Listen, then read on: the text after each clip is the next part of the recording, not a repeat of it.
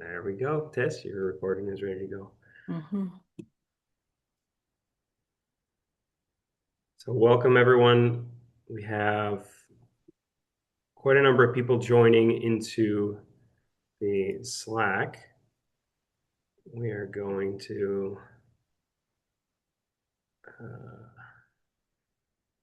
see if we can remove Nate Radomski.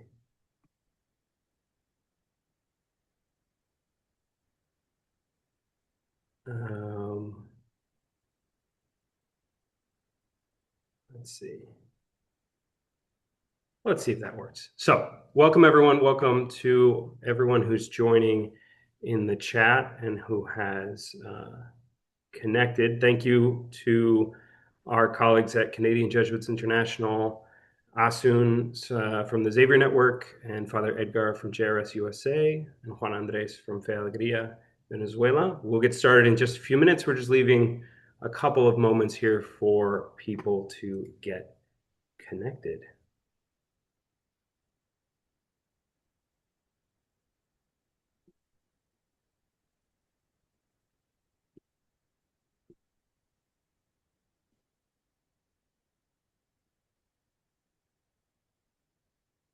All right.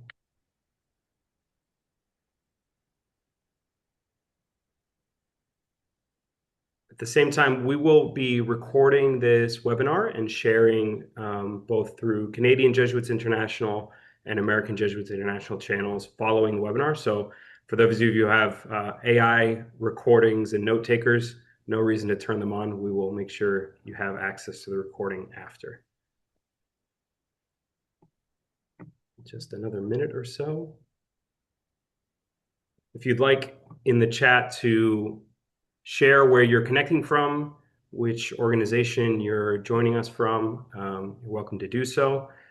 And then throughout the next hour or so, you're welcome to share questions with our speakers in the chat, and we'll try to get to as many of them as we can.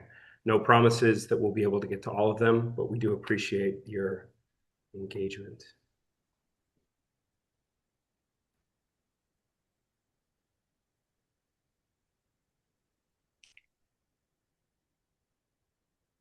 Let's see.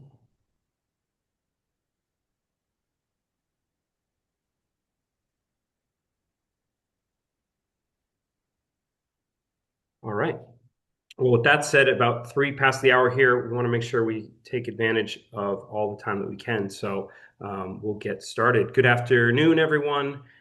Thank you for joining us today. My name is John Bird. I'm the communications manager for American Jesuits International. And I'm also joined in moderating this session with Tess Sison, who's the communications coordinator for Canadian Jesuits International. We'd like to welcome you to this special conversation in response to the recent earthquakes in Venezuela. Over the past several weeks, many of us have seen the devastating images from this earthquake. I'll share my screen now, and you'll be able to see some of these images that we have seen over the last few days. You can follow along with the emergency response following either one of these two links, which we'll share in the chat in just a few moments. But as we settle into this session, you can see some of the images that we received early on in the earthquake response. Over the past several weeks, we've seen images of collapsed buildings, damaged schools, and communities forever changed by these devastating earthquakes. The destruction has been immense, affecting thousands of families and leaving many without homes, schools, or basic services that they rely on every day. But behind every image is a person, a family, and a community working to move forward. Today's conversation is an opportunity to hear directly from the people who've been accompanying those communities from the very beginning. When the earthquakes struck, Jesuit organizations in Venezuela were already present and deeply rooted in the affected communities. Rather than arriving after the disaster, they were there alongside the families, and they serve every day. In the hours and days that followed, the Jesuit province of Venezuela has been coordinating relief efforts with Fe Alegría in Venezuela and the Jesuit Refugee Service in Venezuela, and other organizations, schools, and communities on the ground. This has been a unified emergency relief response. Together, the teams began assessing the damages, distributing emergency assistance, accompanying families, and laying the groundwork for the long recovery that lies ahead. The local response has been strengthened by the solidarity of the global Jesuit community. Both American Jesuits International and Canadian Jesuits International have launched emergency appeals, which we will share in the chat now. Around the world, members of the Xavier Network, which is a partnership of 14 development organizations and mission offices around the world, have raised so far over 1.4 million euros to support the emergency relief and recovery efforts so far. However, as we'll hear from our partners today, there remains an urgent need, and it's very likely that millions more will be needed for schools to recover and communities to put themselves back together. Today is not only about understanding what has happened, it's also about understanding what's happening now, what recovery will require, and why accompaniment is so important in the months and years ahead. Rebuilding after a disaster of this magnitude means much more than repairing buildings. It means helping families regain stability, supporting children as they return to school, restoring community spaces, and ensuring that people are not left to face this crisis alone. Throughout our conversation, we'll explore three broad themes. First, the current reality on the ground. Second, how Jesuit organizations are responding, organized by the Jesuit province in Venezuela, and how they're helping to meet immediate needs. And finally, we'll look at the road ahead, long-term recovery, and what that will look like for communities, schools, and Jesuit works. How all of you can continue to accompany this response in the months and years ahead. We invite you to share any questions and comments that you have in the chat as we progress, and we'll do our best to respond to you along the way. With that said, I'd like to hand the mic over to my colleague Tess, who will introduce our speakers. Thank you, John, and thank you everyone for joining us. We're grateful to be joined by three people who have been at the heart of this response. They each bring different perspectives, but they all share a common commitment to walking alongside the people of Venezuela during this difficult time. Let's welcome Asunción Taboada Lanza, who is a humanitarian aid specialist who serves as the emergency coordinator for the Xavier Network. She also leads the Humanitarian Action Unit at Entre Culturas. With experience supporting refugee and emergency response programs in Malta with JRS, Ethiopia, and Spain, Asunción has spent her career coordinating humanitarian assistance and strengthening international cooperation in response to crisis. Our second guest is Father Edgar Magallanes. Father Edgar is a Venezuelan Jesuit priest, social worker, and academic leader who has served as National Director of the Jesuit Refugee Service in Venezuela since 2021. He is known for his work in humanitarian aid, refugee and displacement support, and social advocacy in one of the most challenging contexts in Latin America. And finally, we have Juan Andrés Carderera, who is a Venezuelan researcher, social advocate, and member of the finance and communications team at Fe y Alegría, Venezuela. His work combines research, community engagement, and communications to promote social change and to strengthen the rights and resilience of vulnerable communities. Since the earthquake, Juan Andrés has been helping document the impact of the disaster, communicate Fe y Alegria's ongoing response, and drive fundraising efforts for the recovery. Welcome. Thank you all for being here, and thank you for Tess for those introductions. Father Edgar, we'd like to start with you. You were in Venezuela when the earthquakes struck. Can you take us back to those first few hours, what you witnessed, and what the situation in the affected communities has been today? Thank you. Well, the day of the earthquake was a holiday in Venezuela. Even so, I was at the office at that time, around 6 p.m. in the afternoon. An alarm went off on my phone, and I didn't know what it was. And seconds later, everything around me began moving violently. I hid under my desk to pray and wait for the moment to pass. I prayed about 3 Our Fathers and Hail Marys, and the movement still was going on.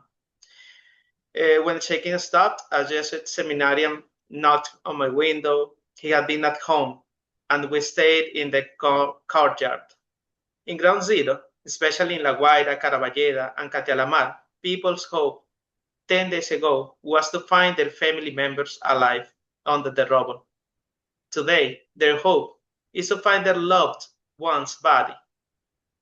And this is very hard. People are living in relatives' homes, in shelters, churches, or neighbors' houses. But beyond the pain of not finding their family members, they are facing uncertainty about the future. Where are we going to live now? What are we going to do for work now? These are powerful stories about this that teach us a great deal about resilience. So, well,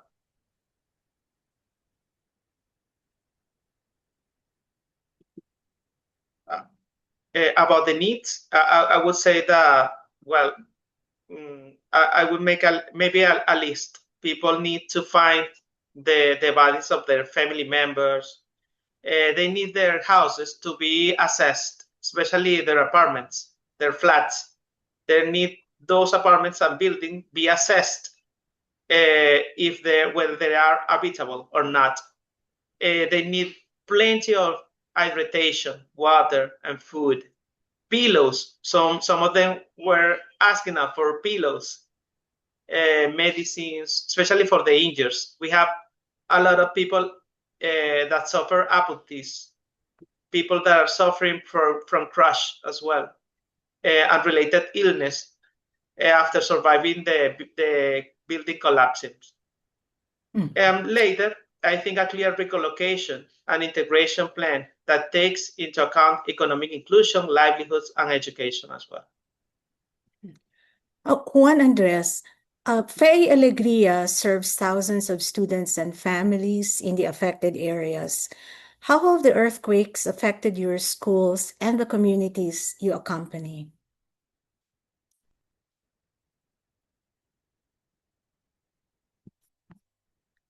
You are muted, Juan.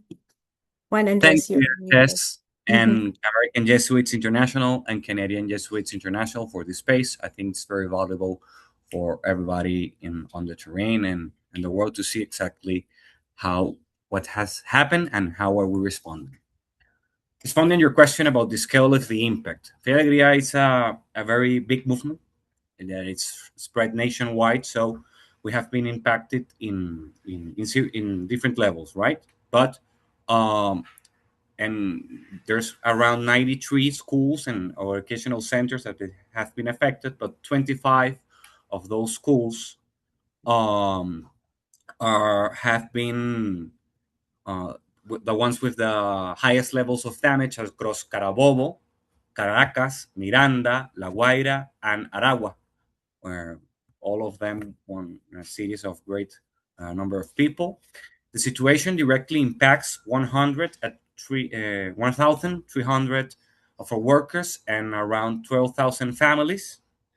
But most urgently, if we look at the matter from an educational perspective, we have 15,000 students whose educational continuity, their ability to continue attending school, is now completely interrupted and or at serious risk. So, but of course, this is not just a disaster of infrastructure. It's a profound human tragedy with deep sadness.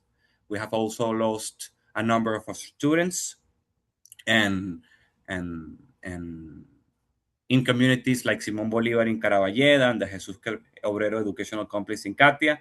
The loss of life among students, teachers, and the family has left us with a deep emotional wound.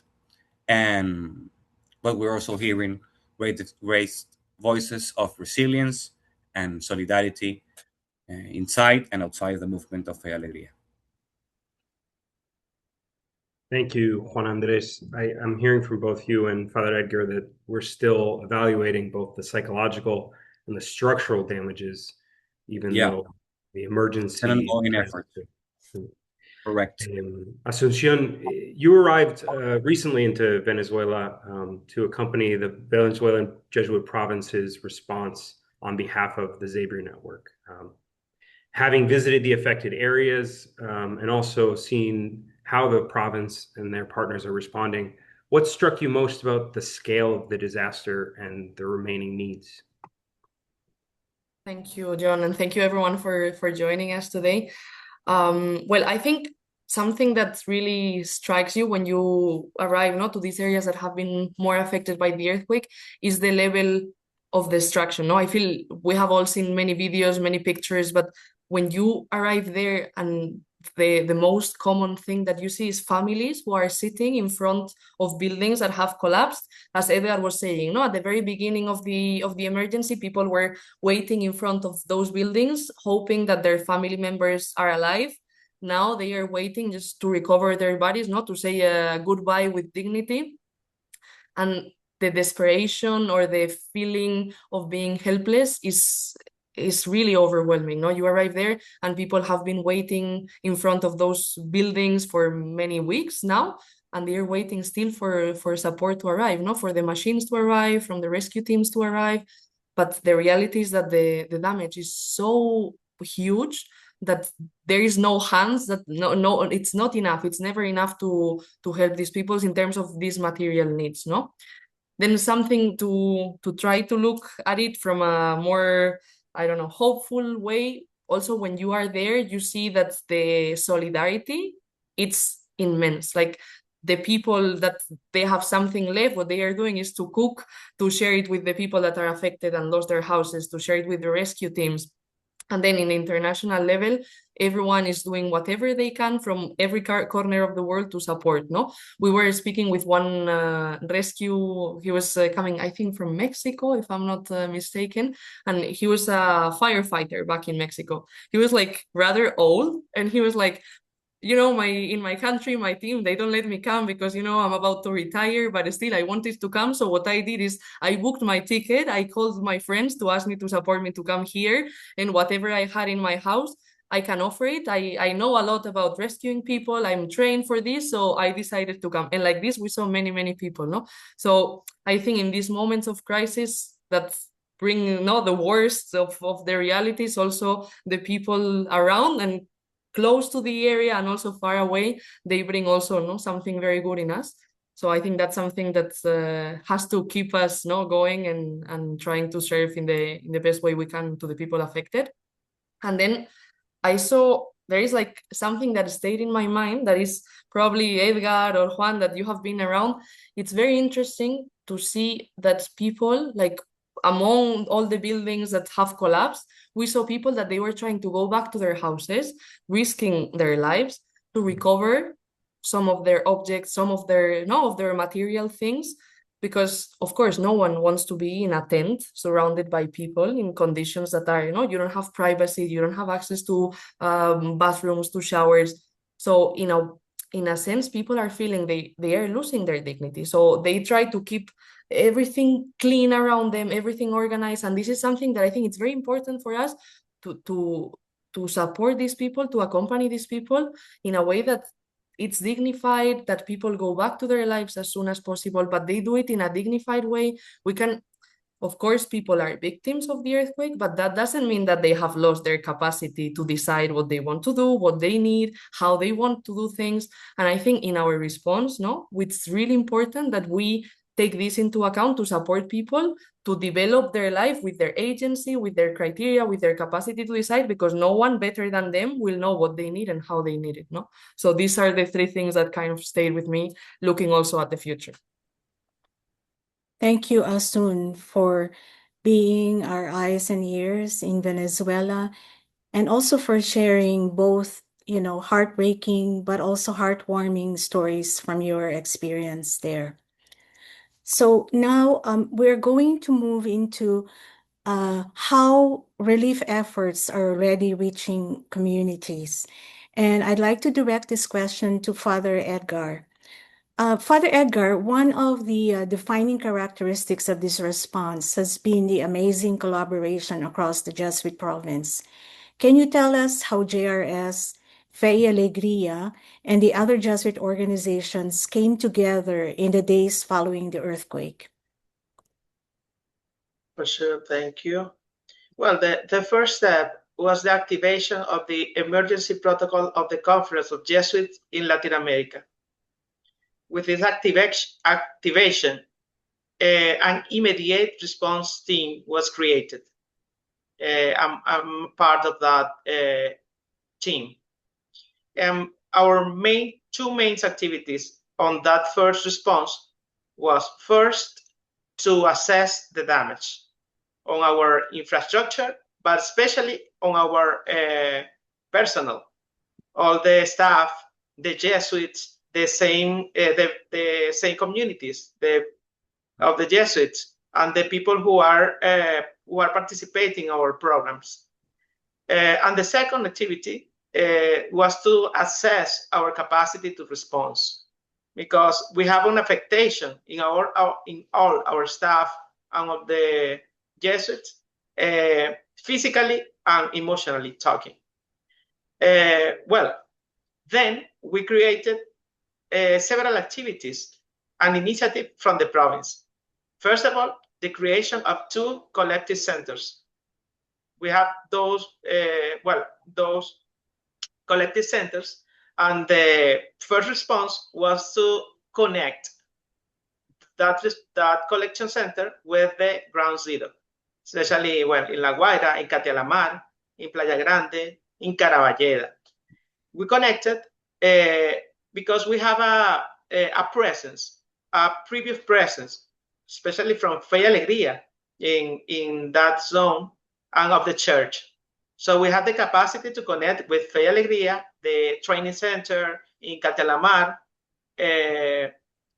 and to relieve, to deliver assistance, humanitarian assistance for those persons, especially humanitarian aid, medical supplies, especially medical supplies for people who suffer cancer, because they have pre-existing health issues. So we have to attend as well. We have that double affectation in this moment. And with the religious churches as well, as the Orionist parish in Caraballeda. So we connect. Our first response was to assess our damage, our capacity, and to connect with humanitarian aid, that generosity and solidarity of the people with the ground zero. Then we are working at the same time, looking at our capacities, the capacity of the Catholic University Andrés Bello. We have a lot of faculties and schools of engineer school to assess buildings, to add their capacity to the government to assess buildings, the psychological school to offer accompaniment as well for people who lost their family relatives, And well, yes, we're bringing together a joint strategy from the province to accompany this emergency, not only in the first response, but in the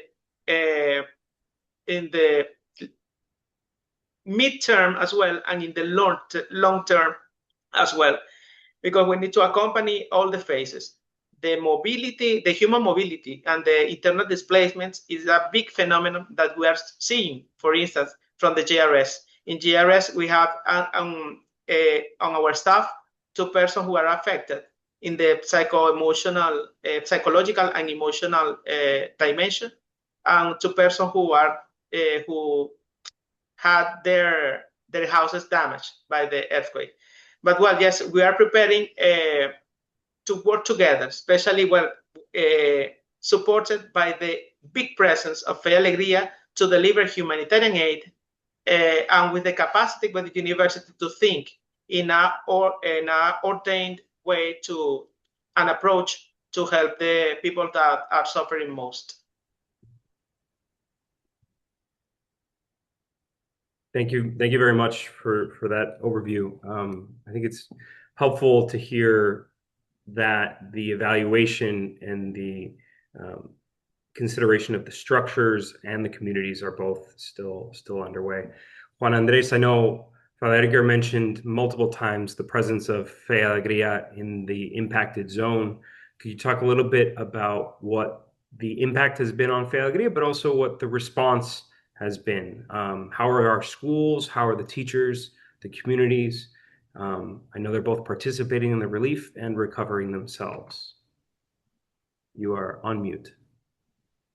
Caught you early this time. Yeah. Thank you, John. Well, I think what the Father Edgar has shared, it's a an overview, and lets us understand that following the emergency, the ignition principle of one single mission, one single response, has, at least to some degree, been a reality we have been trying to make day to day in a reality. And so we have been, as you said previously, continuously doing two works at the same time: diagnosing the problem, gathering information, but also responding to the emergency in two levels. In a very institutional one, I must say, one single mission, one single response. But every day, every hour, I learn about a new effort someone is doing it on an individual level, on Fe Alegría and with Fe Alegría and with people of Fe Alegría. In that sense, from an institutional perspective, we have since around 83 families, staff families, in the hardest hit regions, and we have been working to attend their necessities, immediate necessities. We have conducted 32 field inspections and delivered 12 detailed technical reports. We have 52 more spaces to evaluate alongside volunteer engineers, and even the Ministry of Housing to guarantee a safe return to school, right? On the emotional side, well, we have activated psychological first aid networks throughout the movement. Inside my office, we have also launched daily virtual prayer encounters. Every day right now at 3 p.m. and 5 p.m., between 100 and 120 people connect to pray, cry, and support each other. And we're trying to ensure nobody faces this trauma alone, right? As my role as a fundraising in the fundraising team, well, we're trying to focus bridging the gap between those urgent needs and the generous international donors, from the individuals to the companies to the international response, and structure emergency fund, and to address directly infrastructure, direct step support, and psychological care. And well, try to build, to also think about what's coming next. What's coming next? We need to build restorative classrooms and safe spaces and protocols, so people and the students, the staff, and the families feel safe returning school and continuing their lives as normally as possible. Maybe just before we move on, you've mentioned a few times these evaluations and the technical reports. And why are those so important? I know for you, you're in this every day, but maybe you could just explain the importance of those technical reports. Well, as I'm going to respond as a fundraising, as with my hat put on, right? Like, sure. When something of this size, of this impact happens, we need to ensure we have correct information of exactly what's the impact and what needs to be done to fix it. And when people want to help, they need to be informed exactly how and to help, but also what they are helping. And also to correctly gauge our effort and prioritize our efforts, and where that resources, human and financial resources, are allocated to be correctly and doing our due diligence. It's, I think, the core principle here. And also, I think it's very important for Jesuits organizations and every social organization to recognize one fact in Venezuela: correct and precise data about our situation before the earthquake and now in Venezuela, it's a very precious commodity. The government doesn't give correct, up to date, and even hide or distort statistics. So, where there's no economic, social, and data, we as social organizations are the ones who need to gather it to make our response an apt and correct one for the context. Thank you. Thank you.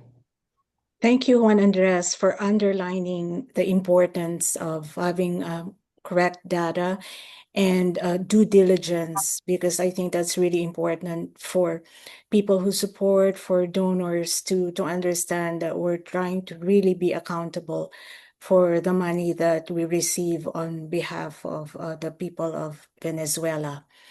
So at this point, I would like to ask Asunción if she can explain how the Xavier network, of which CJI and AJI are members, support emergencies like this one.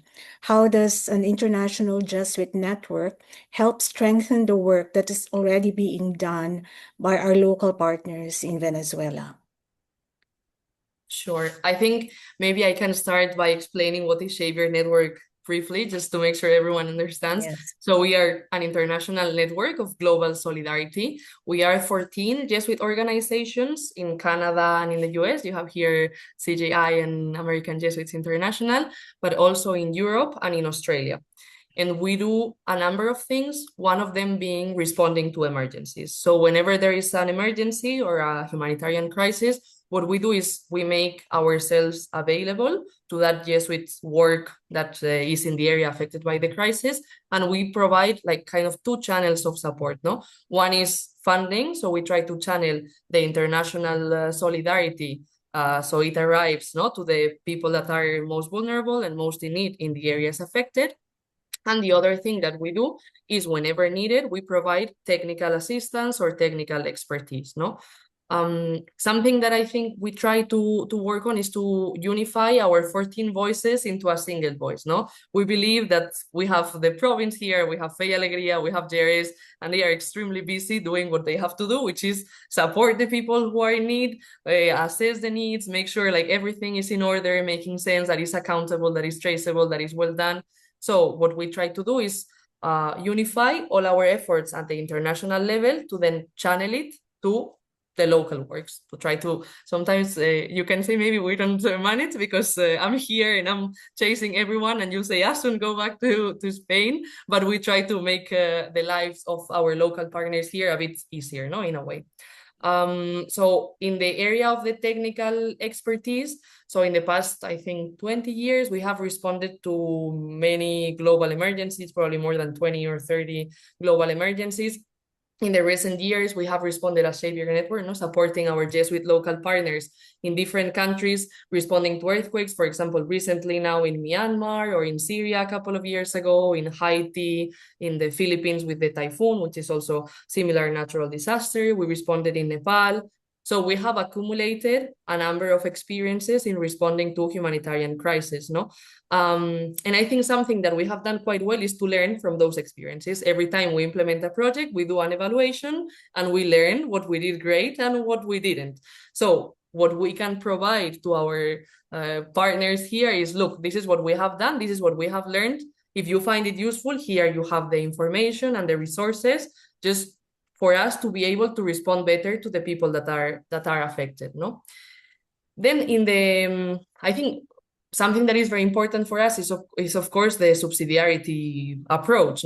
We don't, as Xavier Network, we're here to serve a response that is articulated by the province, by the provincial, with the province works, and they have their committees, their work, they are perfectly organized and they are perfectly capable of responding. We just make available this international solidarity trying to contribute to a global effort that is led by the local province and the local works. In this case, in Venezuela, we have Alegría, we have GRS, we have a university, we have schools, we have hospitality, we have a number of centers that are already responding, and we just support those efforts, no? Something that we have been doing in the past weeks, just to give you some more maybe specific examples, is, for example, in the local level. No, we had a workshop that was led by the province and the more technical committees. But last Friday and Saturday, what we did is to make sure that all the local works of the Jesuits here in Venezuela were represented and came together to organize a workshop in which we can together identify main problems, identify what are our strengths, how we can respond together, how we can find synergies. So just to support this articulation, no, of the different works. And at the international level, another thing that we are working on is to ensure that there is also coordination, because Alegría is in Venezuela, but is in many other countries. And there is an international office that is trying to channel all that solidarity, all that expertise to support Alegría in Venezuela. JRS, the same. The Jesuits, what can I say? Where there are no Jesuits, it's almost impossible to find a place where no Jesuits are present, no? So to try to make sure that all this solidarity that we have available in the Jesuit world at the international level is well coordinated and the communication kind of flows in both ways, no? So I think that's what we are trying to contribute as Xavier Network. Great. I think it's always really important in these contexts that instead of getting 14 emails from 14 organizations, they have one coordinated response for communications like Tess and I, but also the funding and the project management. It really makes everything a lot simpler for those doing the important work on the ground.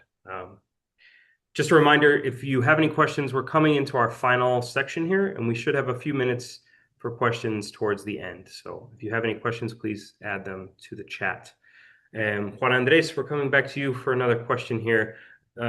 Looking ahead, looking towards the long-term recovery, I know for Fe Alegría, this emergency response won't be over until every student is back in the classroom and every teacher is able to return to their desks. So what does recovery look like? What are the biggest challenges? And how do you see Fe Alegría's response moving forward?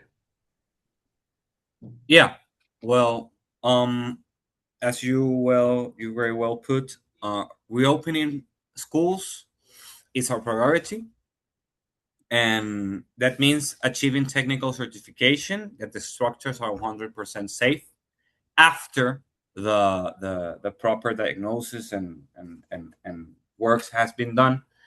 Asunción, you have been seen for the last 72 hours, maybe 48. The new thing that is happening right now is the government is putting stickers, red, yellow, and green stickers to identify the impact in buildings. So there's already a huge psychological tension. Is my building okay? Is the building I have at my site is okay? The building that your husband works at is it okay? Is the school of my children properly certificated as a safe space? So we really need to achieve that technical certification and ensure that those spaces are safe. But our biggest challenge goes well beyond that. It's pedagogical, it's educational, and emotional. We need to guarantee as far as we can that those 15,000 students which are in risk of not continuing your education in a context that previously this emergency, many factors push people out of formal education: economic, social, political, and but now this natural disaster also pushes immense pressure in young women and men to abandon school and try to live their lives attending their primary needs and not necessarily attending school. No? So the recovery is long, but we're not walking it alone. I think what Tess has just said really highlights how the work between organizations and the solidarity between people at the grassroots level is not only necessary, but it has moved us as a nation very, very, very, very deeply. And that's, I think, the other horizon, the other road to ahead, keeping the solidarity that has erupted from an event and the networks that have been built because of this event, and strengthening them throughout the years that we have ahead. Thank you, Juan Andres, for reminding us that the crisis is not over. You know, sadly, for some people, what happened in Venezuela is yesterday's news, but it really is not. So I would like to ask Father Edgar, from the perspective of JRS and the Jesuit province, what does long-term accompaniment look like? How do we ensure that families are supported not only today, but throughout the recovery and rebuilding process? Well, thank you. Well, first of all, the path ahead. I see the path ahead first in integration. I would say integration of those forcibly displaced people by natural disaster into host communities. That integration must be social in terms of the hospitality shown to those displaced people. Because in Venezuela, we have different cultures as well. So it's important to have hospitality from the social perspective. But as well, in education, that integration in education, so that children can be integrated into schools and supported if they have fallen behind. The economic dimension is so important through the integration in terms of livelihoods. In the floods in 1999 in Venezuela, we have people that was displaced to other states in Venezuela, but they were fishermen, and they had no sea or river where at the host communities.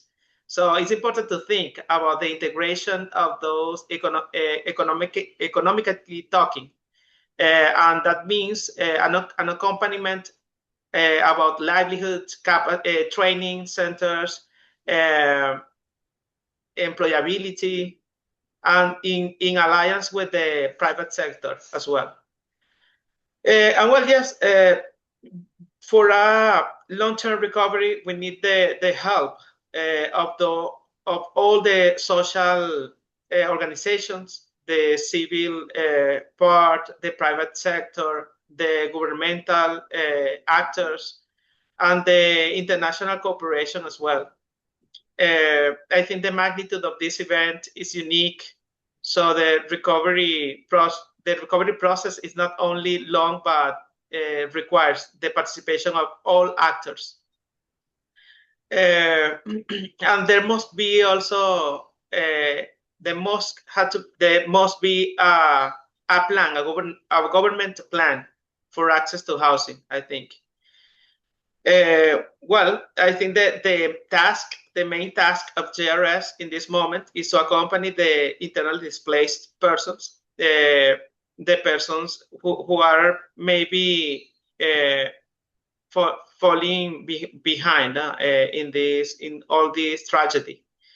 And well, we have some good practices that we could implement as sorority groups for psychological support, peer-to-peer support as well, cycles of listenings. Yes, and at the same time, all the legal advice and support to recover the documents and to start a dignified path. I think, well, my main concern about this coming month could be that the visibility of this emergency will quickly decline on social media, and international support will fade as well. Other main concern is about the uncertainty that many people face about their own path. I think JRS with their accompaniment is specialist to accompany people and the pathways of those people. But that's a concern of a large number of people. Yes, how they can restart. If it's possible to buy a new house, or maybe to how my future looks like. No, I think that question is in the head of a lot of people right now. Of course, the road to recovery will be long for institutions, but especially for individuals and families. Asunción, coming to the close of our session here, the recovery from a disaster like this is measured in years, not in weeks. I know we've talked a lot about how the Xavier Network responds and how the province is leading the work on the ground. What will this look like in the long term, in months and years? And what kind of support will we need ongoing, not in the next few weeks? As Father Edgar said, when this emergency fades from the headlines, how can we continue to respond? Yes, I think something that both Juan and Edgar have mentioned, no, is that we're looking at a crisis that is not something new, no, it's a crisis on top of a crisis that was already a very complex and long-term crisis. So this is something key to understand what we're looking, no, forward, because sometimes we think like, okay, people need to go back to normal. Well, here people don't need to go back to normal. They need to go back to a better normal, not just. So we are talking about a level of complexity that requires a long-term response. It's not a 2-month response. It's something that needs to be sustained in the longer term. And also something very important, which I feel the way we have as Jesuit works of doing humanitarian action is a bit different from other organizations, because we don't, we don't parachute into the area where the crisis has happened, no? The Jesuits, the Refugee, Alegría, the university have been here 50, 60 years ago at least, and will stay here after the crisis is out of the social media, no? So that calls us to respond in a way that is very rooted in the community, that is a longer term, that is not just something that we look into the 6 months after the 25th of June, no? It's something that we need to look at a longer term. The idea I was mentioning in my previous intervention, no? The idea is that we or the province wants that all the works that are going to be responding to this emergency create a unified proposal. This is a good practice that we have learned as Jesuit works over the years, and building this single response allow us to incorporate all the needs that we have identified, no? And it seems, no, the structure that it's something we're working on, it looks at 2 phases of the emergency, something that is a first response, that includes what Edgar and Juan were mentioning, no? Distribution of kits, of food, of what we call non-food items, which is all the other things that people need on top of food. They need a mattress, they need things to get their houses working again, those that can do it. Women, they need hygiene kits, people need soap, people need brooms. So working on delivering all these aids, we have already received and moved more than half of it, 5 tons of aid, in material aid, through the different distribution points. And I think there is something around 800 people from the different works, between volunteers and staff, that are working on delivering this aid to the people already. They have been working for a month already on this. And also what Juan and Edgar were saying, no? People need safe spaces to be it online, be it in the schools, in the shelters where they are, but safe spaces are crucial, because to handle this trauma, people need a place where they can feel in a way protected and safe to speak, safe to express their needs, safe to feel themselves, no? This is something that is a shorter term response. We are looking at 3 to 6 months, but then it comes a way longer response that will include psychosocial support. It will include people or children going back to school, to educational spaces that are safe. It will include teachers that need to be better prepared to accompany new needs of the students, because they will have a traumatic experience that will affect how they act or how they relate to the school in a way, but also people need what we call protection, no? Under protection, Edgar was saying the other day, people have lost their documents. If you don't have a document, it's very difficult for you to access any form of support, because who are you? So people have lost their school certificates. How do you access a job if you have lost your university diploma? Who will trust you? What are we going to do with the children that have lost their families? Who is going to register and accompany those children if they are not properly registered with an adult that is responsible for them? And most importantly, who will validate that this adult is actually responsible and is going to take good care of this child? So we're going to be working on making sure that these children have a legal representative that is actually looking out for the best interest of the kid. So this longer term response includes a number of actions, includes education, includes what we call protection, includes psychological and psychosocial support. It includes working on livelihoods, working on supporting people to get back their sources of income through training, through small grants to open or reopen their businesses. So all of this, that is a contribution of many actors across the Jesuit province here in Venezuela, will come up to constitute a unified proposal of the Jesuits to respond to the needs of people affected by the earthquake in Venezuela. To give you some numbers, because I feel for the people who are here, it's very clear to imagine the size and the impact of this emergency, no? But we are talking about more than 20,000 students that don't have a safe space to go back to class in September. We're talking more than 2,000 teachers.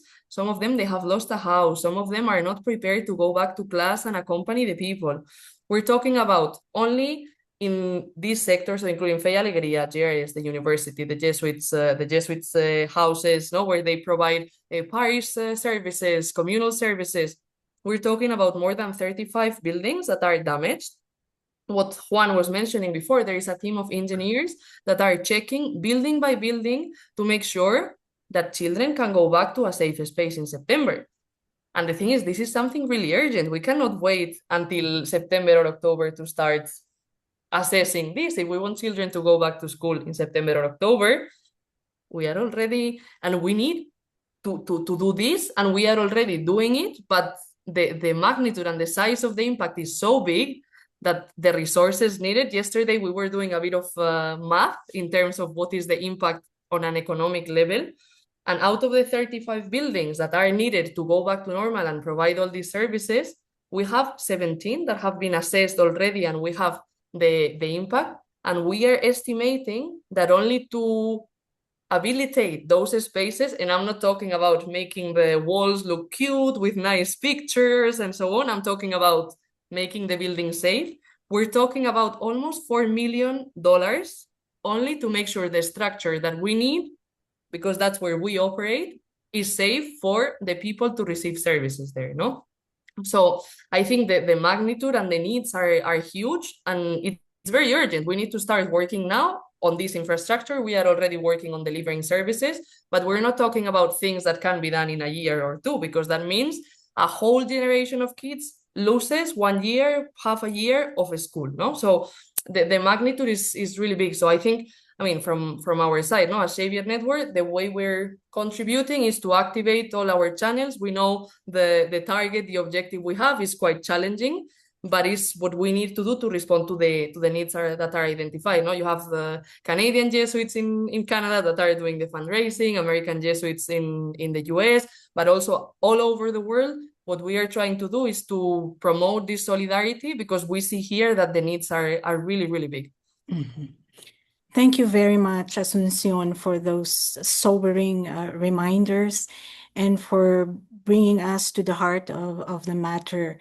Father Edgar and Juan Andrés, for your moving account of what happened in Venezuela and what the Jesuit response has been like. Before we conclude, I'd like to ask each one of you to share one final reflection. What gives you hope as you accompany the people of Venezuela through this difficult time? Father Edgar, would you like to start? Thank you. Well, I would say that this terrible moment is bringing out the best in all of us, in all Venezuelans and in all our neighbors' countries. We can be supportive, we can accompany one another in moments of pain. That is also, I think, the magic of the internet and the progress of communication, allowing us to be closer to one another, to learn, and to sustain one another as a global community. It is a moment to recognize one another and to keep walking together. Thank you. Juan Andres?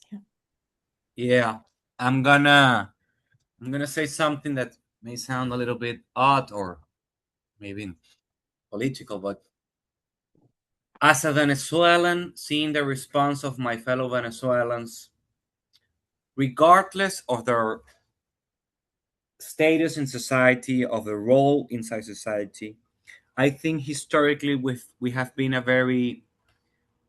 society that has a tendency to expect somebody else to fix their problems.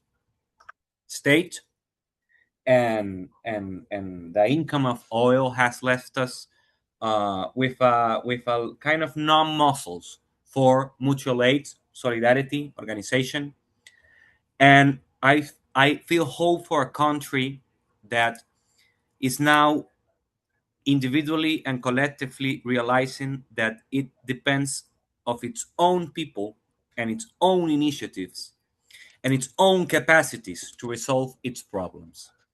Problems that go well beyond the emergency as Tess exemplified. It's going to be kind of anecdotal, but an emergency over an emergency. Documents, right? Like people lost their documents. You have no idea how hard it is to get a document in Venezuela sometimes for people. So now you lost everything there. And there's this response that bypasses the bureaucracy, the indifference, and the violence of the state and its actors, and in Venezuela, and I think draws a new horizon. At least lets me see an horizon that makes me hopeful and say, yeah, with this mindset, with these people, we can always not only rebuild a country but build a better future. I think I have little to add to this. I think when you the situation here, no, and when you see everything that is needed, humbles you. It makes you realize how small you are as an individual. But then when you see the people coming together, you see how big we can become and how powerful we can become for anything. So sometimes, no, when we are doing our little thing and we only look at our little circle around us, we feel powerless. We feel like nothing is going to change, nothing is going to move. So I think in these moments of deep crisis and deep need, unfortunately, depends on how you take it, is when people look up and you encounter your brother, your sister, your colleague in front of you, and it's when you realize the power, that comes from the partnership. And that's something that I think all of us here, we really believe on this partnership, and we believe that through these partnerships that are coming up, through these links that are being reestablished after a very long crisis, it's the way for the people to move forward and to rebuild their lives, their context, their communities, the country. It's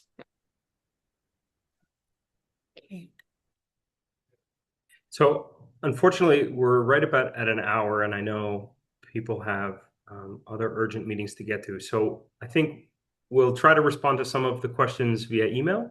Thank you for everyone who's submitted them. And once again, thank you for our speakers. Tess, if you want to wrap us up. Okay. Yes. So as we come to the end of today's conversation, we want to extend our heartfelt thanks to Asunción, Father Edgar, and Juan Andres for sharing their time, their experiences, and the remarkable work being carried out across Venezuela. We are deeply grateful for your commitment to accompanying communities through this difficult time and for giving us a powerful first-hand look at both the challenges that remain and the hope that is emerging through this response. We also want to thank all of you for joining us today and for standing in solidarity with the people of Venezuela. While the emergency phase is underway, the work of recovery is only beginning. Families continue to need safe shelter. Children need to return to school, and communities will require long-term accompaniment as they rebuild their lives. Once again, thank you to everyone who's donated to the emergency campaigns of both Canadian Jesuits International and American Jesuits International, or any of the other Xavier Network's partners around the world. As you've just heard from our partners, our generosity is making a tangible difference. Right now, emergency aid is reaching those in need thanks to your generosity. For those who haven't had a chance to give yet, there's still time. As we've outlined in this webinar, the need is great, and there will be millions and millions of dollars in reconstruction and reparations and attention needed in the weeks, months, and years to come. Once again, the links for those campaigns are in your chat. Feel free to reach out to Canadian Jesuits International, American Jesuits International, or any of the other Xavier Network partners, JRS, Alegría. We're all here to help support the Jesuits' response, the Jesuit province in Venezuela. Thank you all for being with us. Please continue to keep the people of Venezuela in your thoughts and in your prayers. And together, through solidarity and hope, we can help these communities recover and rebuild. Thank you. Thank you. Thank you all. Bye. Well, Bye. Okay.